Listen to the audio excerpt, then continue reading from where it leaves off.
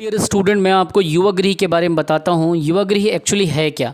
जैसे जनजाति समाज में जो युवा गृह होता है एक ट्राइबल हाउस होता है। किसके लिए? तो फॉर यंग वंस के लिए। ठीक है। जो तरुण होते हैं, चाहे युवा हो चाहे युवतियाँ हों, ठीक है, जो बड़े बच्चे होते हैं, जो उनको क्या होता है सामाजिक और सांस्कृतिक शिक्षा दीक्षा देने के लिए इस ट्राइबल हाउसेस की ज़रूरत पड़ती है, जिसे जनजाति समाज में युवा गृह कहा जाता है। और ये लोक परंपराओं का संवाहक होता है। जो लोक परंपराओं होता है, जो पब्लिक मतलब एक प्रकार के उनके चलन में जो होता है ना, उन सब का ये क्या होता है संवाहक होता है। ये रात के समय पे युवा गृह का एक चलन देखा जाता है।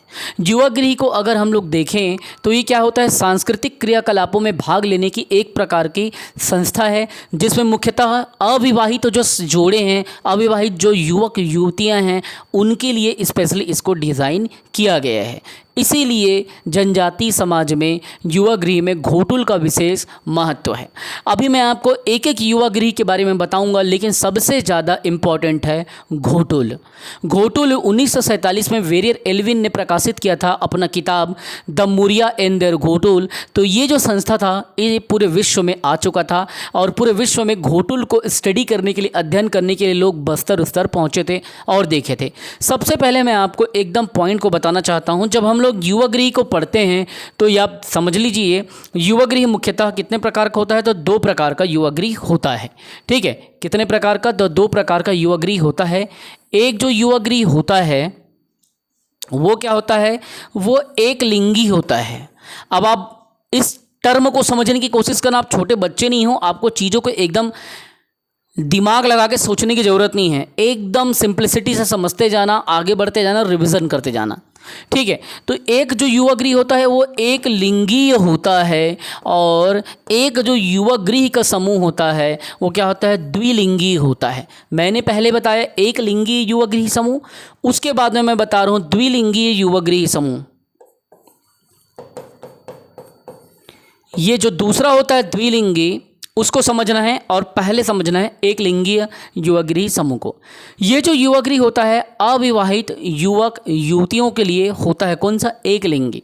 ठीक है। सबसे पहले तो आप ये जान लीजिए कि ये किसके लिए है, तो अविवाहित के लिए है। अनमैरिड जो लोग हैं, जो यंगस्टर्स हैं अनमैरिड, ये उनके लिए है। दूसरी बात आप ये जान लीजिए, इसमें अविवाहित युवक युवतियाँ क्या होते हैं, इसमें जाते हैं और शाम को जाने पर ये चले जाते हैं, और रात होता है तो यहाँ पे एक लिंगी जो युवक होते हैं, लड़कों के लिए अलग होता है, लड़कियों के लिए अलग होती है। कौन सा? एक लिंगी। ठीक है। तो ये शाम को इसमें जाते हैं और वहाँ पे हास परिहास करते हैं, चीज़ों को समझते हैं, सांस्कृतिक जो भी आपके व्यवहार हैं उसको समझते हैं कि कैसे समाज में उठना है, कैसे बैठना है, क्या बातें करना है, क्या पढ़ना है, क्या नहीं पढ़ना है। ये सब चीज़ों को उन लोग अपने संस्कृति को वहाँ पे डिस्कस करते हैं। शाम को जाते हैं और रात को घर चले जाते हैं। ये किसके लिए है? एक लिंगी के लिए। मतलब लड़कों का अलग रहेगा, लड़कियों का अलग रहेगा। एकदम क्लियर है। ठीक। ये जो द्विलिंगी है, यहाँ पे मेन आपका काम है, जनजातीय समाज में सबसे ज़्यादा इसका महत्व है। ये अविवाहित युवा और युवतियों के लिए होता है। अनमैरिड जो यंगस्टर हैं, ठीक है, अविवाहित युवक युवतियों के लिए होता है। इसमें क्या होता है, इसमें जीवन साथी का चुनाव किया जाता है। किसका चुनाव होता है? तो जीवन साथी होता है उसका यहाँ पे चुनाव होता है। अपने लाइफ पार्टनर को इस जगह पे जाके इन लोग क्या करते हैं, चुनते हैं। ठीक है। इस युवा गृह की बात करूं अगर द्विलिंगी में, तो यहाँ पे लड़का और लड़की दोनों के लिए ही इसको बनाया गया है। लड़का के लिए प्लस लड़कियों के लिए। ये जनजाति समाज में बहुत ज़्यादा फेमस है, जिसमें सबसे ज़्यादा घोटुल चलता है। ठीक है। हर अलग अलग जनजाति में अलग अलग है, लेकिन घोटुल का महत्व तो ज़्यादा है मुरिया जनजाति में।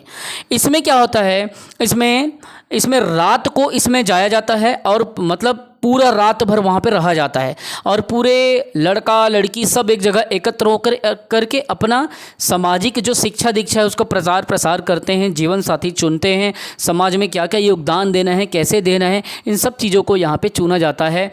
ठीक है। तो शाम को जाके रात भर पूरा वहाँ पे रुकते हैं। तो शाम को यहाँ पे जाना है और पूरा रात वहाँ पे क्या है स्टे करते हैं, रात भर रुकते हैं, और पूरा शिक्षा दीक्षा को वहाँ पे एक एक दूसरे से कॉम्बिनेट करके चुनते हैं। ये जो युवागृह है ये किस में पाया जाता है? द्विलिंगी। इस चीज़ को समझो।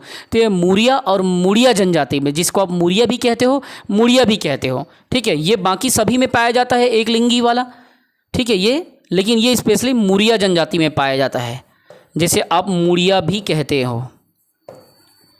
तो मुरिया और मुड़िया जो एसटी समाज में जो जनजाति है उसमें ये विद्यमान है ये व्यवस्था।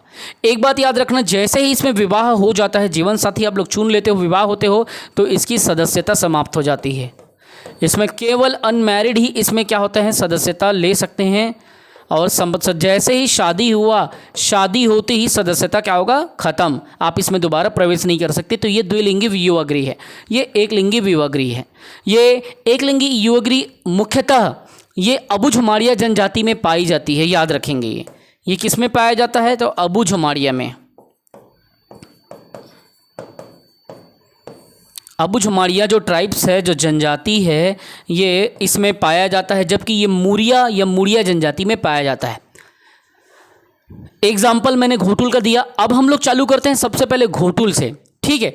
तो युवागृह आप समझ गए। युवागृह क्या है कि लोक परंपराओं का संवाहक होता है। यहाँ पे रात्रिकालीन संस्थाएं होती हैं गाँव में, और यहाँ पे युवक युवतियाँ जा करके क्या करते हैं, एक जगह मिलते हैं और सांस्कृतिक क्रियाकलापों में भाग लेते हैं। शिक्षा दीक्षा ये सब चीज़ें यहाँ पे मिलती है, जो कि एक लिंगी और दो लिंगी होती है। ख़त्म। अब आगे चलो। सबसे पहले युवागृह देखते हैं अपन घोटुल के बारे में। घोटुल को आपको देखना है, सीखना है, समझना है, और इससे क्वेश्चन आएगा तो आपको इसको सॉल्व भी करना है। तो सबसे पहले चलिए let's come to the point. Ghotul.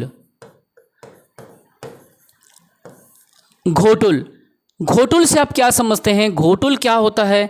आप देखिए, घोटुल जो है ये एक हाउस है, ठीक, मतलब एक प्रकार का छोटा सा झोपड़पट्टी, सूखी झोपड़पट्टी घास की, जो कि गांव के बीच में इसको बनाया जाएगा, है ना। एक दरवाज़ा रहेगा, यहाँ पे युवक मिलेंगे और मिल के अपना चर्चा उर्चा करेंगे, ठीक है। तो ये क्या हो गया, एक प्रकार का उनका डिस्कशन करेंगे, सीखेंगे चीज़ों को, आगे बढ़ेंगे, यही सब चीज़ें हैं इसमें, है ना। अब आगे अपन इसमें देखते हैं।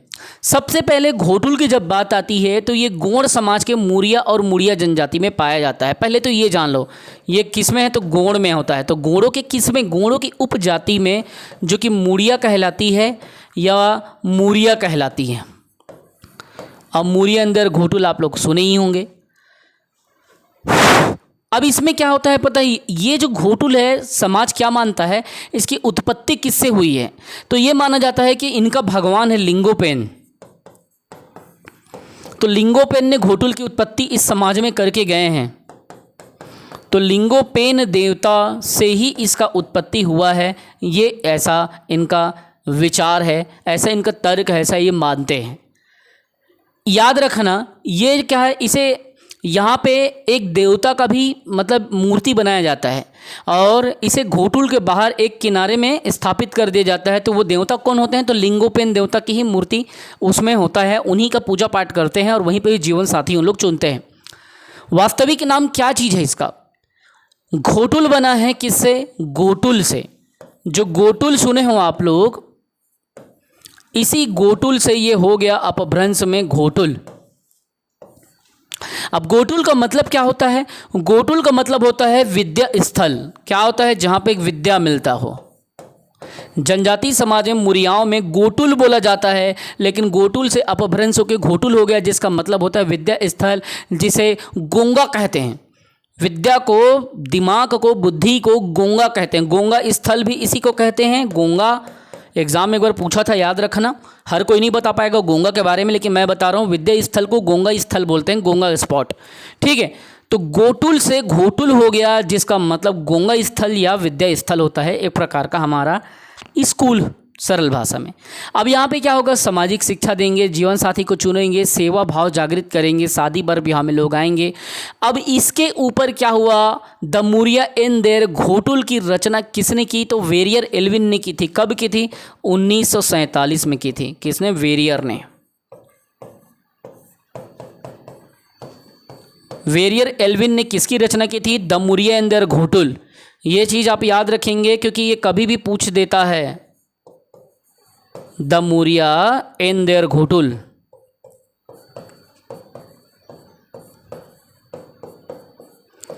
ठीक है, तो गोटुल से ये क्या हो गया, घोटुल हो गया। अब इसके कुछ फैक्ट को आपको समझना पड़ेगा और थोड़ा सा समझना पड़ के इसके फैक्ट को दिमाग में बैठाना पड़ेगा। अब इसमें जब आप जाओगे तो घोटुल के आप बनोगे सदस्य। तो जो पुरुष होता है, पुरुष सदस्य को चेलिक कहा जाता है। अब जैसे ये मेंबर हो गया, ये घोटुल हो गया, अब आप इसमें क्या करोगे, सदस्य बनोगे और आप पुरुष हो तो आपको क्या कहा जाएगा, तो इसमें आपको कहा जाएगा चेलिक कहा जाएगा। ठीक, और अगर कोई महिला इसमें सदस्य बनेगी तो महिला सदस्य को क्या कहा जाएगा, तो मोटियारिन कहा जाएगा। क्या कहा जाएगा, तो मोटियारिन। पुरुष है तो चेलिक, महिला है तो मोटियारिन। क्लियर। अब देखो इसी घोटुल में जो पुरुषों का मुखिया होगा, किसका का, तो पुरुष समुदाय का जो मुखिया होगा, तो यहां पे मैं लिख रहा हूं पुरुषों का नेता या उसका मुखिया। भाई वहां पे जो सदस्य हैं उसका एक जन तो हेड मास्टर टाइप का कोई आदमी होगा ना, जो मेन गाइडेंस करेगा सबको। तो पुरुषों के मुखिया को क्या कहा जाएगा, इसे कहा जाएगा सिरेदार। जैसे कि सरल भाषा में हम लोग सरदार कहते हो ना, तो यहां पे सिरेदार कहलाया जाएगा। और महिला सदस्यों की प्रमुख को क्या कहोगे, तो ये तो पुरुषों का हो गया। फिर महिलाओं के लिए भी कुछ होना चाहिए ना, तो महिला प्रमुख को, जो महिलाओं के बीच की नेत्री होगी, उसको आप क्या कहोगे, इसे कहोगे बेलोसा। तो पुरुष सदस्यों को चेलिक कहा जाएगा, महिला सदस्यों को मोटियारिन कहा जाएगा, पुरुषों के प्रमुख को, मुखिया को सिरेदार कहा जाएगा और महिला के प्रमुख को, मुखिया को बेलोसा कहा जाएगा। तो ये क्वेश्चन में पूछा जाता है। अब यहाँ क्या क्या नृत्य चलता है, तो हुल्की पाटा चलता है, मांदरी चलता है, कक्सार चलता है, इतना याद रखना। और घोटुल का सबसे प्रसिद्ध वाद्य यंत्र क्या है, तो यहाँ सबसे ज़्यादा जो चलता है मांदर चलता है। मांदर वाद्य यंत्र जनजाति समुदाय में, समाज में मांदर वाद्य यंत्र ये बहुत ज़्यादा चलता है। घोटुल में इसका एक अलग ही प्रकार का महत्व है।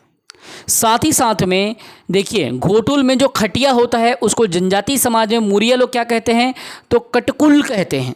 तो कई बार पूछा गया है, जो खटिया होता है शयन के लिए, खटिया, इसे क्या कहा जाता है, तो कटकुल। ये सब चीज़ें आपको रिवीजन करना है बेटा, क्योंकि ये एग्जाम में कभी भी पूछा जाएगा। देखिए इसमें क्या कंडीशन है, जो अविवाहित युवक युवतियां हैं उनको सिर्फ एक ही बार प्रवेश दिया जाएगा, सिर्फ एक बार प्रवेश, ठीक है, और दोबारा प्रवेश की अनुमति उसमें नहीं है। ठीक है, शादी के बाद में वो सदस्यता इससे खत्म हो जाता है। तो ये क्या चीज़ है, वर्ष में एक बार प्रवेश दिया जाता है युवक युवतियों को, लेकिन किसको, तो अविवाहित युवक युवतियों को साल में एक बार, ठीक है, वर्ष में एक बार प्रवेश। और विवाहित जोड़ों को यहाँ पे आना प्रतिबंधित कर दिया गया है। सबसे बड़े मज़े की बात यह है कि घोटुल में अक्टूबर के महीने में एक पर्व चलता है। ठीक है, तो उस चीज़ को आपको जानना पड़ेगा कि जो ये घोटुल अक्टूबर माह में मनाने वाला पर्व है उसका क्या नाम है। उसका है नूना नारे दाना पंडुम। तो इसमें क्या होगा, यहाँ पे सभी गांव के मुटियारीन, सभी गांव के चेलिक आपस में मिलते हैं और हंसी खुशी के साथ शराब वराब हल्का फुल्का ले करके अपना जीवन के बारे में नृत्य करते हैं, इंजॉय करते हैं, सामाजिक शिक्षा की बात करते हैं, जीवन साथी को चुनते हैं, है ना। और किसकी पूजा करते हैं, तो लिंगो देव की पूजा करते हैं। जो वहाँ पे लिंगोपेन है, लिंगोपेन उसकी पूजा करते हैं। विद्या स्थल होता है। ये सब चीज़ को आप जान लो। तो पर्व का नाम आप जरूर दिमाग में रखेंगे, जो कि अक्टूबर में मनाया जाता है। तो नूना नारे दाना पंडुम। तो तुमसे पूछा जाएगा कि अक्टूबर में कौन सा पर्व मनाया जाता है, तो अक्टूबर, तो ये है आपका नूना नारे दाना पंडुम। इतना डिटेल में इतना मेहनत करने का मतलब ये है कि बेटा कि आपका छूटे मत। ये अक्टूबर में साल में एक बार मनाया जाता है और युवक युवतियों को वर्ष में एक ही बार प्रवेश दिया जाता है, याद रखेंगे यहाँ पे, ठीक है।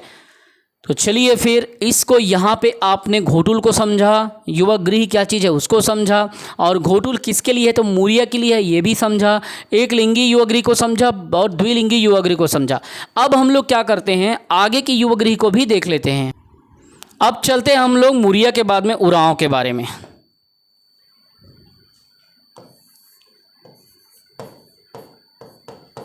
उरांव जनजाति, तो उरांव जनजाति में जो युवा गृह है वो क्या चलता है, तो इसमें चलता है, उरांवों में इसमें चलता है युवा गृह धुमकुरिया। जैसे कि आपने घोटुल के बारे में समझा, वैसे ही धुमकुरिया उरांवों का होता है। अगर आपसे पूछ दे कि युवा गृह का मिलान करें तो आप जैसे जान गए कि मूरिया का क्या है, युवा गृह क्या चीज़ है, घोटुल, और धुमकुरिया किसका है, उरांव का। इसमें उरांव का क्या क्वेश्चन आता है, उरांव से पुरुष जो होते हैं, पुरुष मेंबर को क्या कहते हैं, तो जो पुरुष मेंबर होते हैं, पुरुष सदस्य होते हैं, इसे क्या कहते हैं, तो इसे कहते हैं धांगर। ठीक, जबकि जो महिला होती हैं, महिला मेंबर को, महिला सदस्य को क्या कहते हैं, जैसे इसको धांगर बोले तो इसको क्या कहेंगे, धांगरीन कहेंगे। ये किसकी बात हो गई, तो उरांव के पुरुष और महिला की। अब हम लोग ये देखेंगे जो पुरुष होता है, पुरुष के मुखिया को क्या कहा जाता है,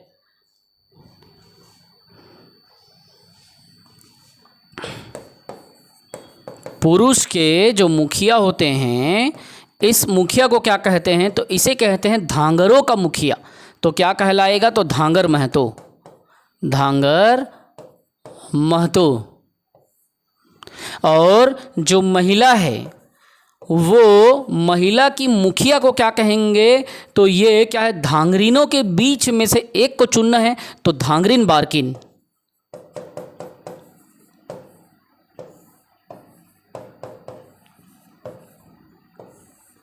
तो इस तरीके से आपने समझा धांगरीन, बार्की, बार्की और बार्किन एक ही है, ठीक है। तो धांगरीन बार्किन भी लिखा है कई स्थानों पे, कई जगह धांगरीन बार्की भी लिखा है। तो बार्की और बार्किन दोनों एक चीज़ है, कोई अलग चीज़ नहीं है, ठीक है। तो पुरुष के मुखिया को क्या कहा जाएगा, धांगर महतो, महिला के मुखिया को बार्किन, धांगरीन या धांगरीन बार्किन। इस तरीके से हमने अब उरांव का भी देख लिया। अब देखेंगे कि इसका बिरहोर का, तो ये दो चीज़ ज़्यादा इंपॉर्टेंट था, कौन सा, तो उरांवों का धुमकुरिया और घोटुल किसका, मूरियाओं का। अब इधर जो है ना, उसमें सिर्फ आपको नाम याद रखना है और कुछ भी नहीं रखना है। जैसे कि बिरहोर का क्या है, बिरहोर, बिरहोर का जो युवा गृह है वो है गितियोना।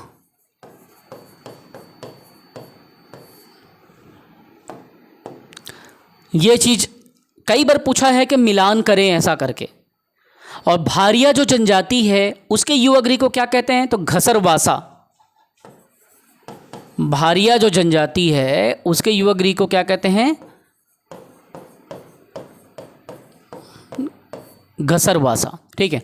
बिरहोर का गितियोना, और आप लोगों को मैं उरांव का भी बता चुका। अब आता है भूइयां जनजाति। तो भूइयां का क्या कहेंगे, इसका होता है युवा गृह रंगबंग। भाई ये युवा गृह इतना इंपॉर्टेंट है कि इससे क्वेश्चन आना ही आना है, इस पे आएगा ही आएगा। परजा का क्या कहलाता है, धांगा बस्तर, है ना। परजा जो जनजाति है वो धांगा बक्सर कहलाती है, कई जगह धांगा बस्तर लिख दिया है। तो हम इसको क्या करते हैं,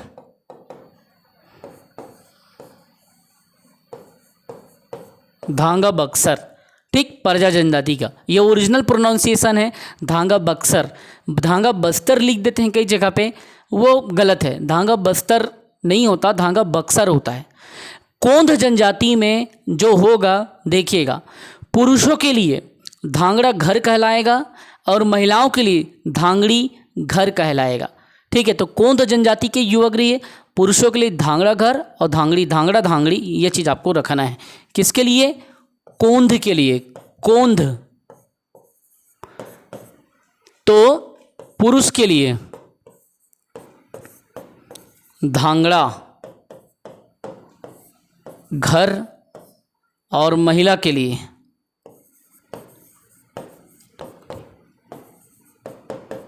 धांगड़ी घर। ठीक है, इस तरीके से हमने सभी को किया। अब सबसे लास्ट में मैं बताऊंगा अबुझमाड़िया का। तो अबुझमाड़िया में भी घोटुल चलता है, जैसे मुरिया में चलता है ना, वैसे अबुझमाड़िया में भी घोटुल चलता है, लेकिन फिर भी इनमें एक और है। क्या चीज़? तो इस चीज़ को समझो। कोसी घोटुल, कोसी घोटुल स्पेशली उसी घोटुल का नाम इन लोग क्या रखे हैं? कोसी घोटुल। तो तुमसे अगर पूछ दे कि अबुझमाड़िया में क्या चलता है, तो अबुझमाड़िया का आप बताएंगे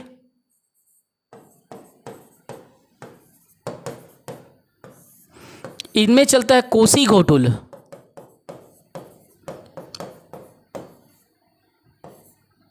ठीक है, कोसी घोटुल कहलाता है इनका जो युवागृह होता है वो।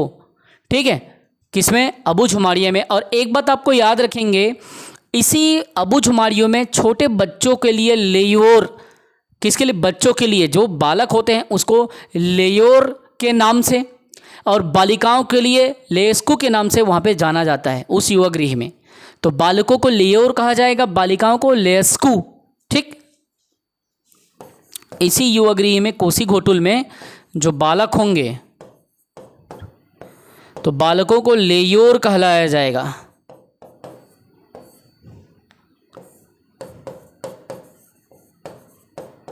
लेकिन ये चीज़ आप याद रखेंगे कि ये किसके लिए है? अबुझमाड़िया के कोसी घोटुल के लिए। मुरिया के घोटुल में नहीं चलता ये चीज़। जो लेयोर और लेस्कू बता रहा हूँ ये सिर्फ अबुझमाड़िया के लिए है। ठीक है, तो इस तरीके से बालकों को, जो छोटे बच्चे होते हैं उनको लेयोर कहा जाता है अबुझमाड़िया का एक कोसी घोटुल में। ये नाम याद रखेंगे आप। अगर आपको पूछ दे कभी तो आप बता देना कि इनका भी घोटुल होता है, लेकिन इसको कोसी घोटुल कहते हैं अबुझमाड़ियाओं का। ठीक है, और बच्चों को क्या कहा जाता है? तो बालकों को लेयोर कहते हैं और बालिकाओं को लेस्कू। तो इस तरीके से हमने सारा कुछ यहाँ पे देख लिया, और ये सब इम्पॉर्टेंट है जो एग्ज़ाम में पूछा जाएगा। 22 मिनट हो गए हैं, फिर आप लोग बोर हो जाते हो। ज़्यादा बोर आप लोगों को होना नहीं है। ठीक है, एक बात और आप यहाँ पे दिमाग रखेंगे, एकदम शॉर्ट में आपको बता देता हूँ। कुछ जनजाति हैं जिसमें कुछ कृषि चलती है, एग्रीकल्चर सिस्टम चलता है कुछ ट्राइब्स में। तो उसमें क्या है, देखिए, छत्तीसगढ़ में जनजातियों के द्वारा जो किए जाने वाला खेती है उसको क्या कहते हैं? स्थानांतरित खेती कहते हैं। एक स्थान से दूसरा स्थान और दूसरे स्थान से तीसरी स्थान। तो ये जनजाति जो करते हैं वो क्या है? स्थानांतरित कृषि। ठीक, लेकिन इस प्रकार की कृषि को भारतवर्ष में क्या कहते हैं? झूम की खेती कहते हैं, झूम कृषि कहते हैं। हमारे छत्तीसगढ़ में क्या है? जो जनजाति समाज में खेती होता है वो स्थानांतरित खेती कहलाता है, भारत में झूम कृषि कहलाता है। ठीक, और स्थानीय भाषा में अगर कहा जाए, अगर आप बस्तर उस्तर चले जाओगे तो उसको क्या है? दिप्पी कृषि या पेद्दा कृषि या पेंड्रा खेती भी कहते हैं। ये कहाँ पे? बस्तर क्षेत्र में आपको सुनने को मिल जाएगी। स्थानीय भाषा में दिप्पी खेती या पेद्दा खेती या पेंड्रा कृषि, ये सब आपको स्थानीय लोकल लैंग्वेज में। लेकिन इंडिया के लेवल में बोलें तो झूम कृषि, छत्तीसगढ़ में जनजातियों में स्थानांतरित कृषि। तो बैगा और पंडो लोग क्या करते हैं? कौन सी स्थानांतरित करते हैं? चलिए यहाँ पे थोड़ा सा डिस्कस कर लेते हैं। जैसे कि बैगा है प्लस पंडो, क्योंकि ये जो कुछ मैं यहाँ पे बता रहा हूँ ना वो एग्ज़ाम में पूछे गए हैं और इसलिए बता रहे हैं। तो ये कौन सी खेती करते हैं बैगा और पंडो लोग? ये करते हैं बेवार खेती। कई जगह बेवरा भी लिखा है इसको। ये क्या करते हैं? तो ये बेवार खेती करते हैं, बेवार कृषि, जिसे छत्तीसगढ़ी भाषा में अगर सरल शब्दों में कहें तो हम क्या कहेंगे? स्थानांतरित कृषि कहेंगे। इंडिया के संदर्भ में झूम खेती, और स्थानीय लैंग्वेज में क्या कहेंगे? पेद्दा खेती या पेंड्रा खेती या दिप्पी खेती। गौड़ लोग क्या करते हैं, गौड़ लोग जो व्यवहार करते हैं उन्हें धारिया कहलाता है। गौड़ लोग क्या करते हैं तो धारिया खेती, और इसे व्यवहार भी कहते हैं।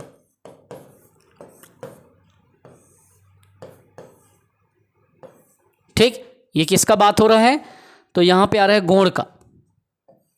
हमने जैसे बैगा पंडो का देखा ना, वैसे ही भतरा लोग क्या करते हैं, भतरा लोग दहिया खेती करते हैं।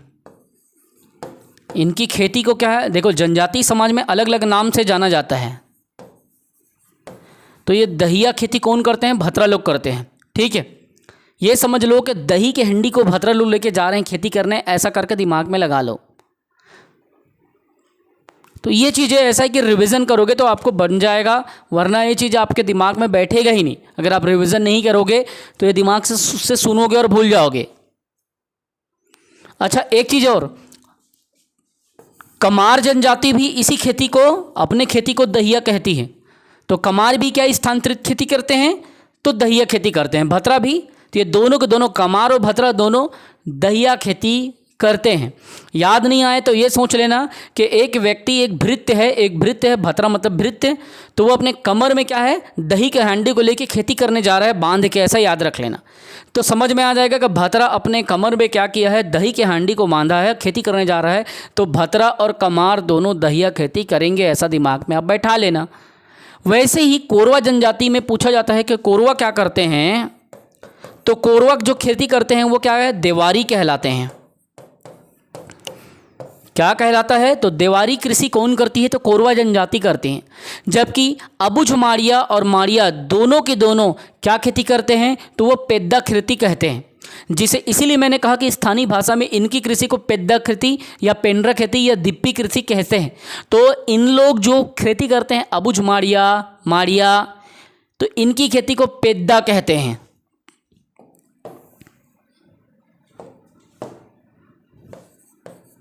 जो अबुझ माड़िया हैं, ये सब बेसिक डिटेल बताने के बाद एक एक जनजाति को फिर पकड़ूंगा मैं। ठीक है, अबुझ माड़िया और माड़िया, इन लोग क्या करते हैं, तो इन लोग पेद्दा खेती करते हैं,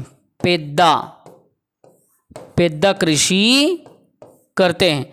तो जितना मैंने पढ़ाया वो सब इम्पॉर्टेंट है, आपको रिवीजन करना है। ये जनजातियों में प्रचलित स्थानांतरित कृषि है जो कि हमेशा पूछा जाता है, आपको इसको रिवीजन करना है। और आगे की क्लास में फिर मैं आपको बहुत सारी चीज़ बताऊंगा। चलिए रिवीजन करते रहें। जय हिंद, वंदे मातरम, पढ़ते रहें, बढ़ते रहें।